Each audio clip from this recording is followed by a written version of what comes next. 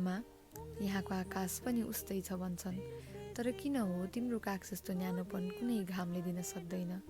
फोनको त्यो सानो स्क्रिनभित्र तिमीलाई हाँसेको देख्दा म बुझ्छु तिमी अझै पनि मेरो लागि बलियो बनिरहेकी छौ। सायद त्यसैले आतिदा म छुनी भन्ने तिम्रा शब्द जतिको सुरक्षित अरू केही भेट्दिनँ। म यहाँ सपना पछ्याउँदैछु अनि मेरो हरेक पाइला तिम्रो त्यागमाथि उभिएको छ। एक दिन फर्किएर तिम्रो काखमा टाउको राखी बिसाउन मन छ अनि साँच्चीकै तिमी जस्तै निडर बन्न मन छ। त्यो दिन कुर्दै गर्दा पनि माया भने रोकिँदैन रहेछ। कहिलेकाहीँ टाढाबाट पनि स्पर्श पठाउन मिल्दो रहेछ। अँगालो नै एउटा सानो बाकसमा पुग्दो रहेछ। कहिलेकाहीँ हामी बोल्न नसक्ने शब्दहरू एउटा सानो उपहारले भनिदिन्छ। यसपटक मनको माया शब्दमै सीमित नराख। फुलदेखि सरप्राइजसम्म, मिठासदेखि मायालु स्पर्शसम्म तिमीले भन्न नसकेको हरेक कुरा मुन्चाले घरसम्म पुर्याउने बाटो बनाइदिएको छ।